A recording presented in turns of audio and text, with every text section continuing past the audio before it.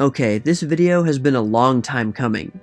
When I made the first 3 parts, I had to rely on random compiled lists that were absolutely not comprehensive, and left out so many very important people. Since then, I have kept a list of my own, some from my own searches, and quite a few from the comments of the previous 3 videos. In fact, I have so many more that I can make at least 3 more videos in this series, and this is the first. And they can even have a theme.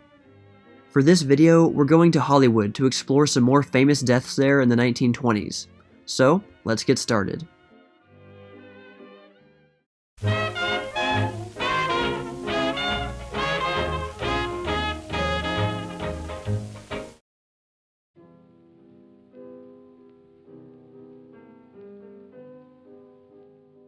The first person I want to talk about is Wallace Reid.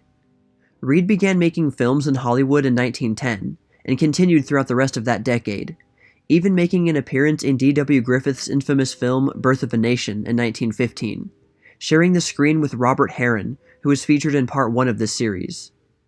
Unlike many actors and actresses, he was in a wide variety of films covering most genres, and was a box office success in nearly all of them. Reid became a leading figure in the movie star worship of the 1920s. He was handsome, romantic, and masculine, a big hit among women, though he was also liked by people of many backgrounds. He is sometimes considered to be the most popular male screen idol before Rudolph Valentino hit the scene. In the late 1910s and early 1920s, Reid starred in a series of films about thrilling automobile races, which also happened to be his real-life hobby. But with this kind of popularity, there would be a cost, and Reid would eventually pay with his life. In 1919, Reid starred in a romantic drama called The Valley of the Giants with Paramount Studios. During filming, he injured his hips and back while performing a stunt. A studio doctor was quickly brought to the scene to treat Reid. The studio needed him to complete filming as soon as possible. The Hollywood film production system was an efficient machine, but to do this, some sacrifices must be made. Reid was given morphine to take away the pain through to the completion of the film. If you don't know much about morphine, basically it's a painkiller that gives you a high euphoric feeling, but keeps a person fully awake at the same time. At the time, this was not uncommon treatment, especially in Hollywood. The problem is, like some other drugs, a person eventually acclimates to it, which means that it requires a higher dosage to feel as effective as before. It didn't take long before Wallace Reid was completely addicted to morphine, and was reliant upon it to be anywhere near useful for making movies. His health was quickly becoming a problem. It started to affect his personality too. The normally easygoing Reid became irritable, and sometimes behaved erratically. To help ease his frustration, he also started drinking more. But this was Hollywood. Were the studio bosses just going to let a massively successful star like Reid take a break to recover and be quickly forgotten? Unfortunately, no.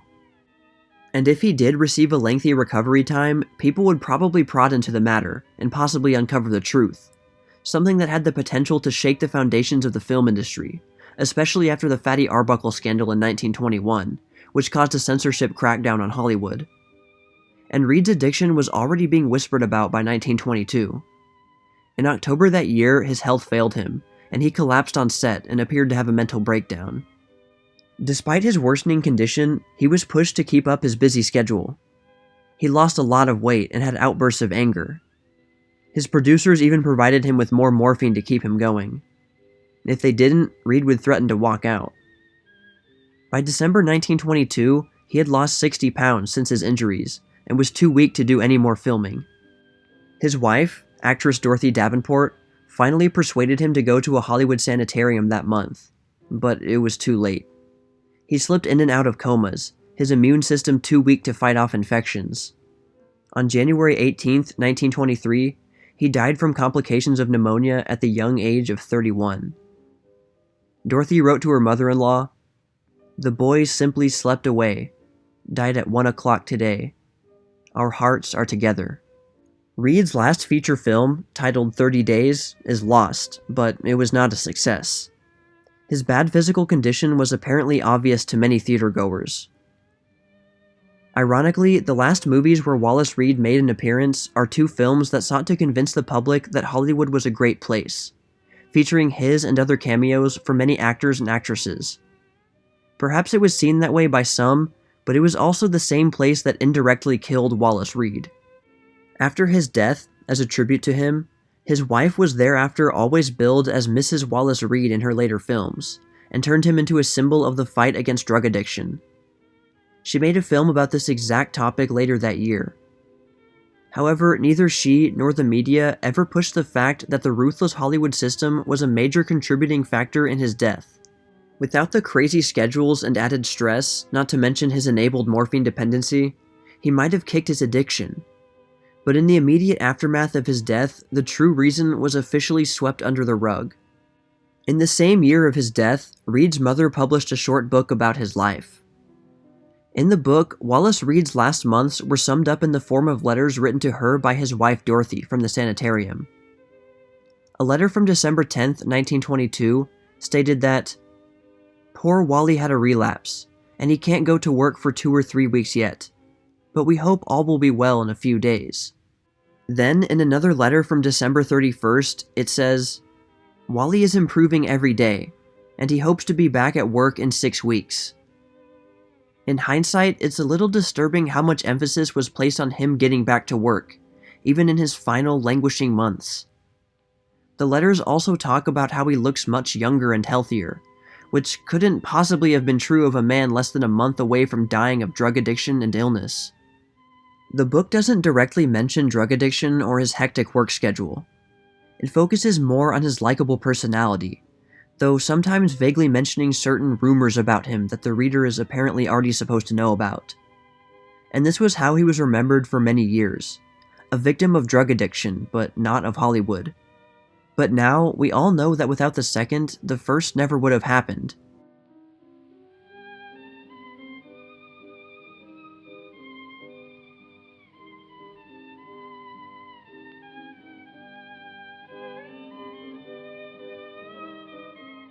This next death was a very infamous one that, like Wallace Reid's death, became a major talking point in Hollywood.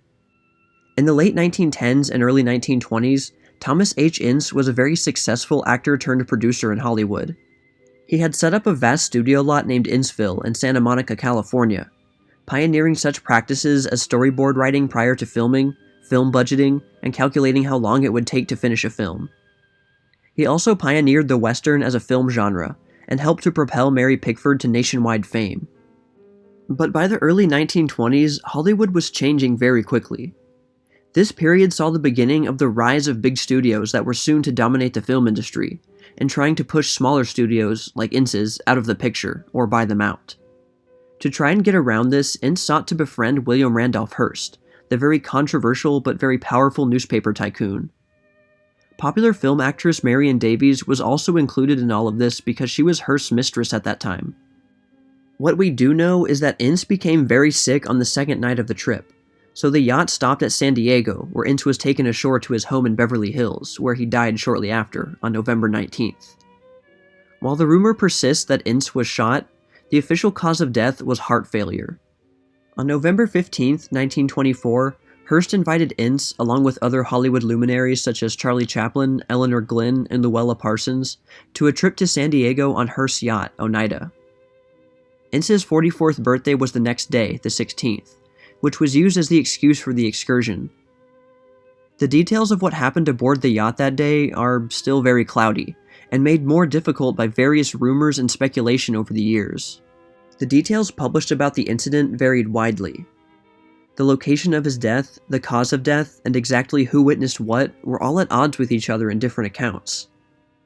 Charlie Chaplin's secretary allegedly saw a bullet wound on Ince's head as he was being taken off of the boat.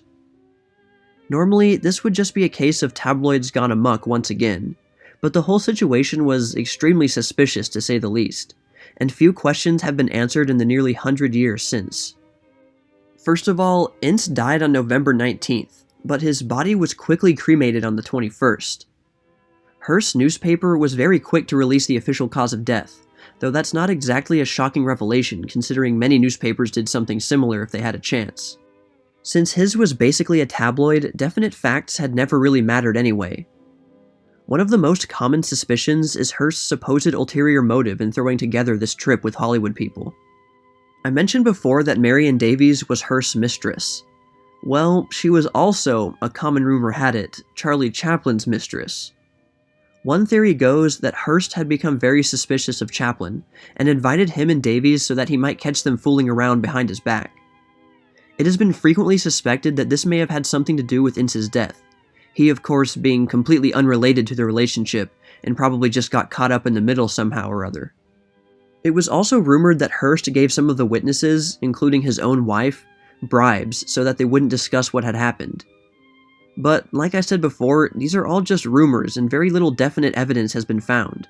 The other, less sensational claim is that Ince died of a bleeding ulcer. Ince had been attended to by other doctors not in Hearst's pay before he died, and this was something that was brought up. But that begs the question of why the cause of death was listed as heart failure then. There may be a simple explanation for this. Like any Hollywood party before, during, or after Prohibition, there was a lot of alcohol. With the crackdown of censorship in Hollywood, all of these Hollywood celebrities being involved in illegal activities would have been something they wouldn't want to get out. And bleeding ulcers are sometimes linked with heavy drinking, so Hearst and company would have wanted to avoid that connection at all costs. This could account for why the witnesses' details didn't match. Luella Parsons even claimed that she wasn't on the boat at all, but that she was across the country in New York, but this was later disproven. Marion Davies claimed that there was no alcohol on the boat that night, and that was also disproven. Davies also claimed that Luella Parsons and Charlie Chaplin were not there that night, but yes, of course, this was disproven as well. But the fact that some of these accounts were from long after Prohibition ended is more than a little puzzling if they were trying to cover up the drinking. The lack of definite facts is frustrating, and would have required the unrealistic detective abilities of Hercule Poirot to really solve this mystery. And because of how much time has passed, there will probably not be any more shocking revelations that have any real effect on this case. So, we will probably never get a definite answer about how Thomas H. Ince died. And unfortunately, he will mostly be remembered more for his mysterious death rather than for his contributions to the American film industry.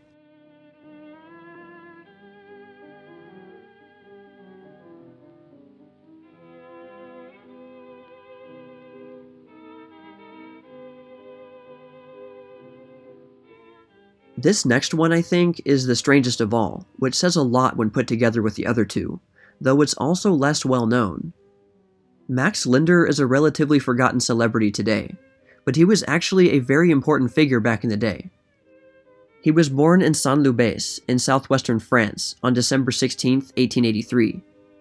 His family was well off, having a successful vineyard. Instead of taking over the family business, he went to study acting. In the first half of the 1900s, he found work in small bit parts, usually in comedies, even making appearances in Georges Méliès's now famous shorts. He continued appearing in various early shorts for Pathé, eventually taking up the persona of a rich, debonair gentleman named Max. This persona was an influence on Charlie Chaplin, who had not yet begun making films. By 1910, Max Linder was a big star in the burgeoning film world, becoming arguably the first real film star. Since at this time, France was still the capital of film, that held a lot of weight, because that meant his films were being sent off to other countries, making him an international success. The next few years saw the peak of his career. Then came World War I. He was deemed unfit for combat when he tried to enlist, but he was allowed to be a driver, though the extent of his military experience is not clear. According to records, he had 3 separate illnesses just within the span of the first year of the war alone. Speculation about his military service ranged from him never leaving the barracks to the oft-repeated story that he took a bullet to the lung. One unconfirmed story from a supposed comrade states that he made at least one trip from Paris to the front lines. However, regardless of what happened during his service, he was soon abruptly dismissed from duty, though the reasons for that were never explicitly stated. It's likely that it was due to more health problems. From then on, he served as an entertainer for French soldiers. It was around this time that he first experienced depression, at least as far as is known. Though there was a rumor during his tour in Moscow before the war that he was gloomy and not friendly if a fan met him on the street. The reasons for his depression are also not entirely clear, but the global conflict that was ripping his country apart and killing so many of his fellow countrymen probably wasn't helping matters. He was known to speak of the violence and terror of combat, which, as I mentioned before, he may or may not have actually witnessed some of. If he had, that might have played a large part. As with quite a few screen stars in later years, some events in Linder's life might have been exaggerated or entirely made up, by himself or others. But one can't help but think that lying about war experiences, especially at that time, would have been in very bad taste and would have been a very risky move. But these facts will probably never be entirely confirmed. Linder moved to the US to try his hand at making films there, and stayed until the summer of 1918. His films with S&A Studios weren't too successful, though he had befriended Charlie Chaplin while there. Linder went back to Paris, made one more film there, and eventually moved back to the US a few years later in 1921, but ultimately he moved back to France in the summer of 1922. In an interview in the months before leaving, he was quoted as saying something that went under the radar at the time. He said, "I exercise how to be cheerful and happy every morning. I sing loudly, I whistle, I dance, and I'm sad, infinitely." The films he made in America were quite good, and were moderate successes at the box office, but definitely not close enough to regain his popularity from the pre-war years. He returned yet again to France and made 2 more films, the last being filmed in Austria. By this time, it was becoming obvious that something was wrong with Linder. His depression had taken a turn for the worse, making it difficult for him to act. On August 2nd, 1923, he married Elena Peters, usually called Nanette, who was 20 years younger than him, being only 17 when their relationship was first discovered earlier that same year. In fact, Nanette's mother accused Linder of kidnapping her underage daughter when they went off to Nice together. Nanette was the heiress to her father's restaurant fortune, so together she and Linder were quite wealthy. You might think that a beautiful young new wife would help him feel better, but it was said that Linder didn't look very happy at the wedding, and a rumor circulated that he had been forced into it for some reason. A mere 6 months later, on February 24, 1924, Linder and Nanette were found unconscious in their hotel room in Vienna, Austria, both under the influence of Veronal, a barbiturate commonly used as a sleep aid at that time. This was publicly declared an accidental overdose. But most evidence points to the contrary. Linder claimed that he had been taking Veronal habitually at night so he could fall asleep, and had developed a tolerance to it. Less than a week later, Linder went back to filming his latest and last film, which was the reason why they were in Austria in the first place. To make this whole situation worse, Nanette had been pregnant at the time of the near-death experience, because in June 1924, their daughter Maud was born. But just to clarify, Linder's bad mood at the wedding couldn't have been related to the pregnancy, because there were 10 months between the wedding and the birth of his daughter. While all of this should have been good news for the couple, it probably only added more stress to their relationship, and it was becoming more and more obvious, especially to Nanette, that Linder was not just depressed, but very mentally disturbed. This had been foreshadowed earlier when Linder had agreed to an interview with a man from a British film magazine. Everything went fine until Linder was asked about his impending marriage. Instead of answering, he stood up, took out a revolver from a drawer, and slowly loaded it up with a few bullets. The interviewer was so disturbed by these strange actions that he quickly left. Around this time, Linder also worked with famed director Abel Gance, who would later make his greatest masterpiece Napoleon a few years later. Together, they made a short called À Secours, which would be released in June 1924. The box office performance was underwhelming, and the critics were, well, critical. According to a New York Times article, Linder made dark comments to friends, saying things like he had nothing left to live for. After he bought a revolver, his friends took it away from him, fearing what he might do with it, to which he replied that he knew a better way than that. In late October 1925, Linder and Nanette reportedly went to see the film Quo Vadis, in which 2 characters, Petronius and Unica, commit suicide by bleeding themselves to death.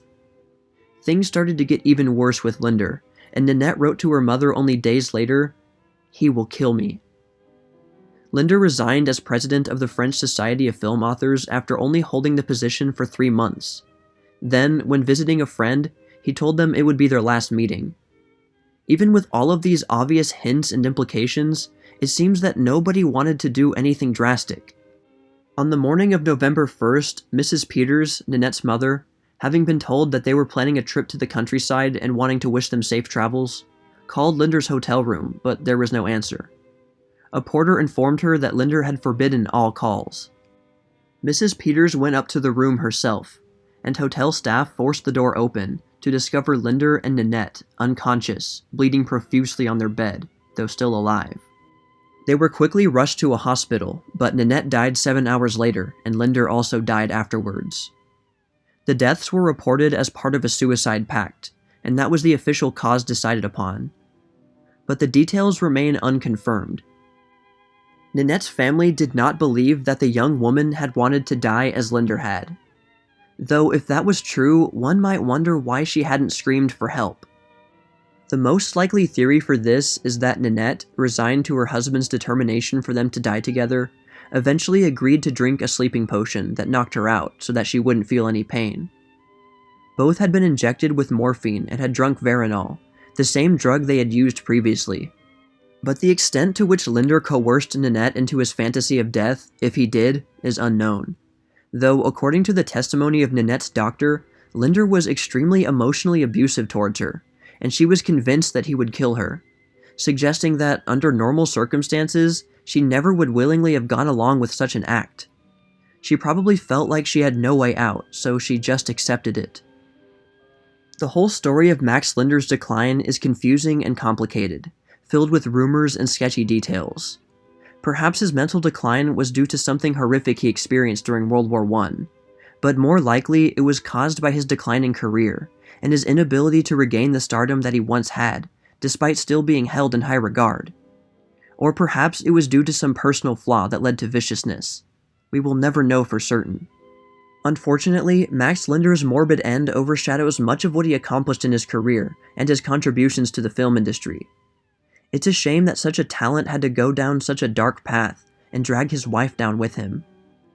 And then there was also their daughter Maud, who was less than 2 years old when they died. She went on to write extensively about her father's life, and fairly successfully revived his legacy in film, at least in France, and died in 2017 at the age of 93.